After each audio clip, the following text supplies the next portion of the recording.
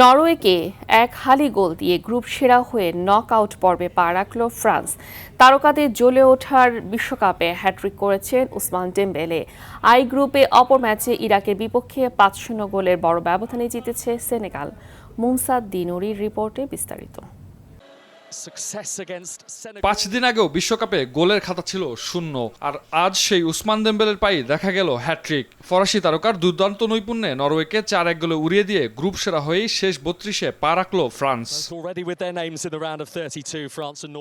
প্রথম দুই ম্যাচ জিতে নকআউট পর্ব নিশ্চিত করেছিল দু দলই, তাই বোস্টনে এই লড়াই ছিল শুধুই গ্রুপ সেরার মুকুট জয়ের। তবে সেই মঞ্চে বড় চমক দেন নরওয়ের কোচ স্টেলে সোলবাকেন। আগের ম্যাচের একাদশ থেকে ১০টি পরিবর্তন আনার পাশাপাশি বিশ্রামে রাখা হয় দলের সবচেয়ে বড় তারকা আর্লিং হালান্ডকে।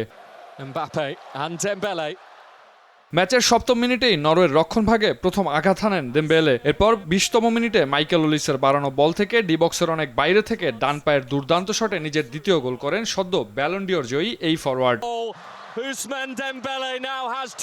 পরের মিনিটেই থেলোনিয়াস অসগার্ড গোল করে নরওয়েকে আশার আলো দেখান, কিন্তু সেই আলো বেশিক্ষণ স্থায়ী হয়নি। ৩২তম মিনিটে নিজের হ্যাট্রিক পূর্ণ করে প্রথমার্ধেই ফ্রান্সকে ৩-১ ব্যবধানে এগিয়ে দেন দেমবেলে।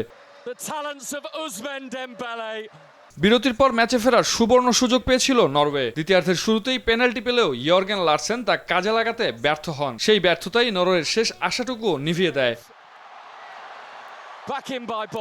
এরপর যোগ করা সময়ের ৪র্থ মিনিটে ডেজেরি ডুয়ের গোলে ৪-১ ব্যবধানের বড় জয় নিশ্চিত করে দিদিয়ে দেশমের দল। ৩ ম্যাচে পূর্ণ ৯ পয়েন্ট নিয়ে গ্রুপ চ্যাম্পিয়ন হিসেবে শেষ ৩২-এ পা রাখে ফ্রান্স। আর আসরে প্রথম হারের স্বাদ পেলেও ৬ পয়েন্ট নিয়ে রানার আপ হয়ে নকআউটে জায়গা নিশ্চিত করেছে নরওয়ে।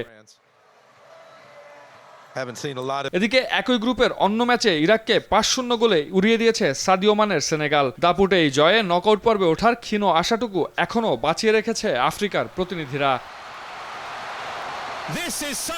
মুমসাদ দিনুরি, RTV।